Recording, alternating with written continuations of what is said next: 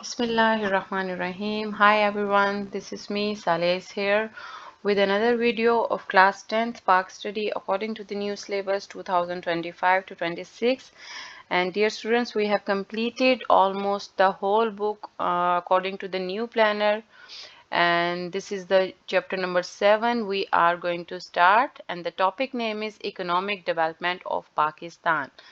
आज हम इसके लॉन्ग क्वेश्चन आंसर स्टूडेंट्स करेंगे विद प्रॉपर हेडिंग, साथ साथ में आप लोगों को हेडिंग्स बताऊंगी and you will also mention the page number in front of each long question answers and then we will properly do it. You should have a highlighter in your hand to highlight all the important dates and events जो कि आप लोगों के additional MCQs में या additional short question answers में आप लोगों को हेल्प आउट करेंगी. ओके आप लोगों ने वीडियो पूरी देखनी है ताकि आप लोगों का ये यूनिट नंबर 7 के लॉन्ग अच्छे से अटेम्प्ट हो पाए.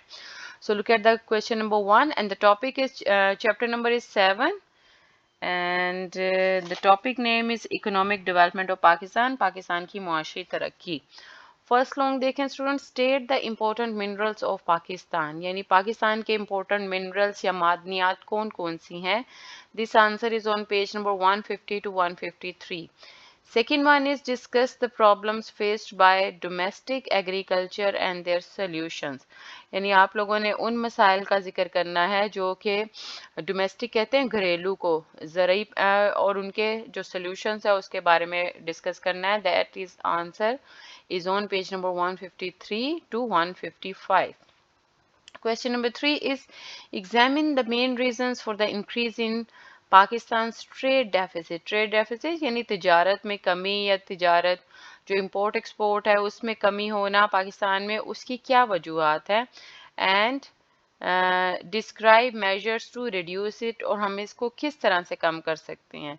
This answer is on page number 171. Question number 4 is how can poverty be reduced by promoting small scale industry in Pakistan? How can poverty mean गुर्बत, यानी हम अपने किस तरह से छोटे इलाकों में स्मॉल स्केल इंडस्ट्रीज में इजाफा कर सकते हैं और गुर्बत को कम कर सकते हैं. This answer is on page number 165 and 166. Question number 5 is make suggestions for increasing energy resources. Energy resources को हम किस तरह बढ़ा सकते हैं और उसकी क्या क्या suggestions है, क्या क्या तजावीज़ात हैं. This answer is on page number 167 to 170. So let's take the start students and first open the page number 150. The first long, here I will show you 150. Yes, this is the long one. यहाँ से long one start होगा students. Major metallic and non metallic mineral resources of Pakistan. और students remember one thing, अगर तो वो आपसे पूछ रहे हैं ना कि इंपॉर्टेंट मिनरल्स बताओ, फिर मिनरल्स में मेटालिक और नॉन मेटालिक दोनों आएंगे, ठीक है. और अगर सपोज उन्होंने लिखा होता है कि सिर्फ डिस्कस करें नॉन मेटालिक, फिर आप सिर्फ उसमें नॉन मेटालिक लिखोगे. और अगर उन्होंने लिखा हुआ है कि ओनली मेटालिक, फिर मेटालिक को डिस्कस करोगे. और अगर उन्होंने कुछ भी मेंशन नहीं किया हुआ, सिर्फ लिखा हुआ state the important minerals of Pakistan के सारे मिनरल्स डिस्कस करो, फिर आप लोग ये दोनों पॉइंट्स को लिखोगे. ये चीज़ का आप लोगों ने ध्यान रखा है. समटाइम्स उन्होंने पेपर में नॉन मेटालिक पूछा होता है और आपने पूरी डिटेल के साथ कुछ स्टूडेंट्स आंसर लिख देते हैं और दैट इज़ रॉन्ग. उनके फिर जो मार्क्स मिलने होते हैं वो भी नहीं मिलते. इसलिए ध्यान से आपने आइडेंटिफाई करना है कि वो मेटालिक पूछ रहे हैं या नॉन मेटालिक पूछ रहे हैं या सिर्फ मिनरल्स पूछ रहे हैं. मिनरल्स में ये दोनों आ जाएंगे. और अगर उन्होंने टाइप भी साथ लिखी हुई है फिर एक आएगा, एक ही टाइप्स आएंगी सारी, ठीक है. अब यहाँ से आप हेडिंग्स बना लें क्योंकि उन्होंने सारे मिनरल्स का पूछा है. तो मिनरल रेफर्स टू, पहले डिफाइन करेंगे what are the minerals, then types of minerals, there are two types, and then metallic minerals में अब समटाइम्स ये शॉर्ट में भी आ जाता है कि right the names of metallic minerals कौन कौन से हैं. इसमें आप कोई से फिर अगर दो पूछे हैं या चार पूछे हैं आप लोग लिख दोगे आयरन और copper and gold and manganese, bauxite, chromite आप लोगों ने शॉर्ट में भी याद किया था. उसके बाद अब यहाँ से नॉन मेटालिक स्टार्ट हो गया, ठीक है. अब अगर नॉन मेटालिक भी समटाइम शॉर्ट में आ जाता है, सिर्फ आप लोगों ने इनके नाम लिखने होते हैं तब. कोल, जिप्सम, रॉक सॉल्ट, ये भी आप लोगों ने शॉर्ट में याद किया है. Marble, limestone, sulphur, China clay. यहाँ पर लॉन्ग वन आप लोगों का खत्म हो जाएगा, ठीक है. Next we have the long 2. So the long 2 is on page number 153. Here is 153.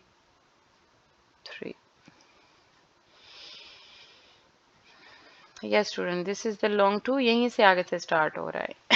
Importance of agriculture problems and efforts to modernize agriculture.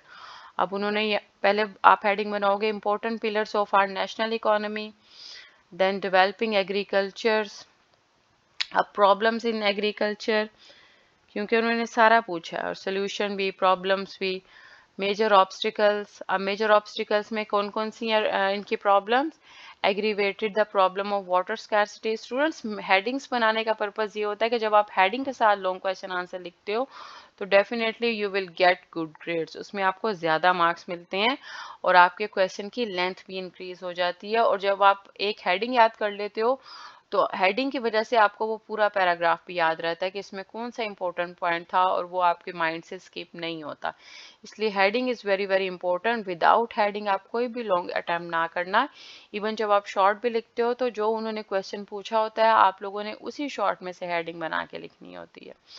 Okay. Second problem is productive capacity. And then number 3 is better seeds, fertilizer and pesticides. Number 4 is access to global markets.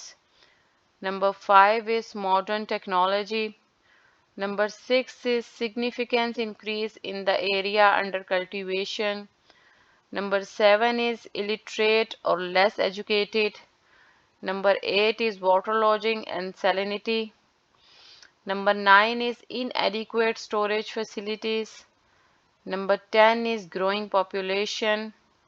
Number 11 is do not pay proper attention to soil and tubers.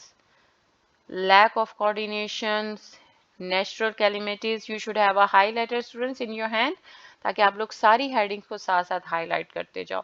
और अगर अभी तक आप लोगों ने मेरा channel subscribe नहीं किया डियर स्टूडेंट्स तो डू सब्सक्राइब इट, बिकॉज आप लोगों की तरफ से ही हमारे लिए इंकरेजमेंट होती है और हमारा हौसला और बढ़ता है ताकि हम आपकी कन्वीनियंस के लिए और ज़्यादा वीडियोस बना सकें.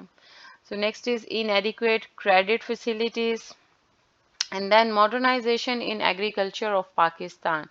अब कौन कौन सी suggestions हैं, solutions आ जाएगा इसमें. So first solution is construction of new dams बनाए जाएं, use of modern machinery, harvesters. Number 3 suggestion is use of laser land leveling technology. Number 4 is irrigation with line channels. Number 5 is use of economical and modern irrigation method. Highlight करते जाएंगे, सारी headings आपको याद रहेंगी तो वो point भी automatically आप अटेम्प्ट करोगे. और हेडिंग्स लाजमी लिखनी है. Training of farmers, sowing the crops online. अगर ये शॉर्ट में भी आ जाता है कि सोल्यूशन लिखें इसके एग्रीकल्चर के तो आप इसमें ये मेंशन कर सकते हो. ठीक है, दोनों तरह से आप लोग का रेडी हो जाएगा. Cultivation of profitable crops, promotion of one window operation, proper use of new varieties of seeds, and then use of tunnel forming technology. This is the long 2. यहाँ पर ख़त्म हो जाएगा.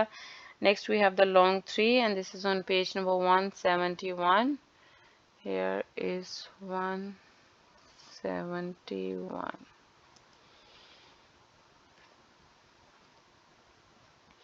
This is the long 3 students. ये book में short है वैसे.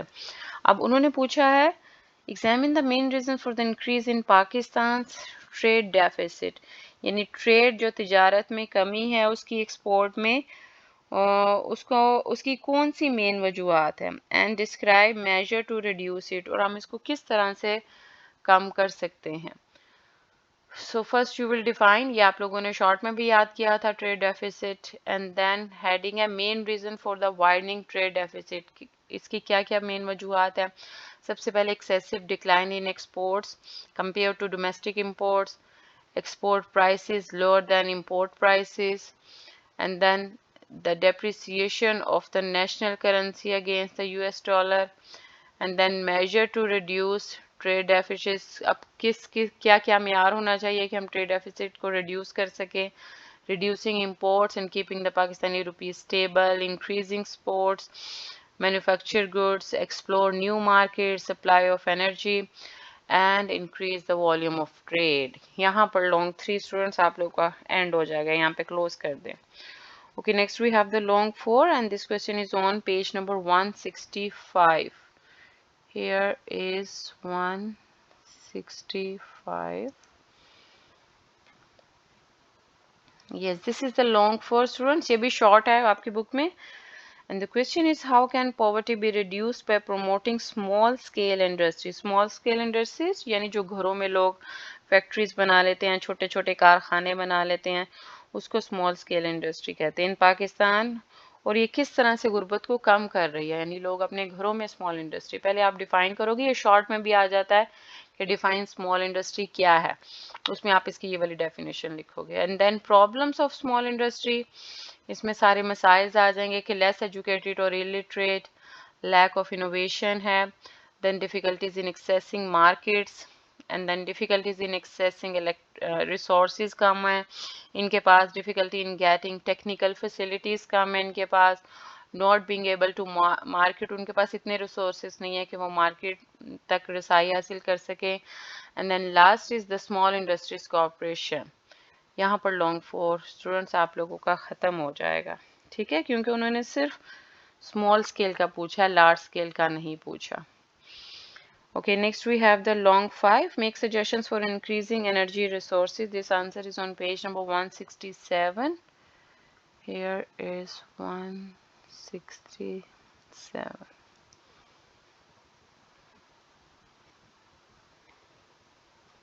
Yes. So this is the long 5. अब इसमें सारे resources आ जाएंगे, लेकिन उन्होंने पूछा है suggestions, make suggestions for increasing energy resources. आप लोगों का हर टॉपिक में से जो ज़्यादा फोकस होगा वो सजेशंस पे होगा, लेकिन सिर्फ सजेशंस इनफ नहीं होगी, आप थोड़ा सा उसको डिफाइन भी कर देना. जैसे अगर आप सबसे पहला रिसोर्स इलेक्ट्रिसिटी है, अब उसमें ये टेबल लिखने की ज़रूरत नहीं है, और मोस्टली ये आप लोग डेट्स सारी याद कर लेना, क्योंकि ये आप लोगों के एमसीक्यू में सारी डेट्स आ सकती हैं, ठीक है. उसके बाद ये सारी प्रॉब्लम्स हैं, और यहाँ से ये देखें, ये सजेशंस है टू सॉल्व इलेक्ट्रिक प्रॉब्लम. ये आप लोगों का मेन जो आंसर है वो यहाँ से स्टार्ट होगा, अबाउट इलेक्ट्रिसिटी, यानी कौन कौन सी सजेशन है ये इसमें सारी आ जाएंगी. उसके बाद गैस, सेकंड रिसोर्सेज गैस है, इसमें भी थोड़ा सा आप गैस के बारे में डिफाइन करो, फिर यहाँ से गवर्नमेंट ने क्या क्या इकदाम किए हैं वो आप हेडिंग बना के, सजेशंस की हेडिंग बना के फिर इसको लिखो, क्योंकि उन्होंने स्पेशली सजेशंस को फोकस किया. उसके बाद नेक्स्ट रिसोर्सेज क्या है, दैट इज मिनरल ऑयल. अब मिनरल ऑयल को भी आप थोड़ा सा डिफाइन करोगे, इसकी डेफिनेशन है, कहाँ कहाँ से निकलता है और कितने मिलियन टन्स होता है, कितनी इसकी इंपोर्ट एक्सपोर्ट होती है, ये भी एमसीक्यू में मैंने आपको कहा. सारी आप लोग जो dates 8 million 20 million tons are imported, इसको हाईलाइट करते जाना, ताकि आप लोगों के जब एडिशनल में आए तो आप लोगों को प्रॉब्लम ना हो. जैसे about 1/3 of the country's energy needs are met by mineral oil, ठीक है. उसके बाद ये कोल है, कोल को भी आप डिफाइन करोगे, इसके प्रोजेक्ट्स को भी. यहाँ पर आप लोगों का लॉन्ग 5 खत्म हो जाएगा, ठीक है. सारे रिसोर्सेज को आपने एक्सप्लेन करना है, लेकिन आपका मेन फोकस उनके सजेशंस में होगा. हर क्वेश्चन के लास्ट में आपने सजेशन की हेडिंग दे के वो लाजमी एक्सप्लेन करना है, ठीक है students. So we have completed the long question answers of unit number 7, economic development of Pakistan. अब हमारा सिर्फ एक चैप्टर रह गया है क्लास 10th पाक स्टडी का, उसके बाद हम पेपर पैटर्न भी डिस्कस करेंगे, और आपकी बुक में जो लास्ट एमसीक्यू और मॉडल पेपर दिया हुआ है वो भी मैं आप लोगों को गाइड करूंगी, और आप किस तरह से प्रिपरेशन करना. So if you didn't subscribe my channel, do subscribe it, stay in touch with me. So till the next video, take care and Allah Hafiz.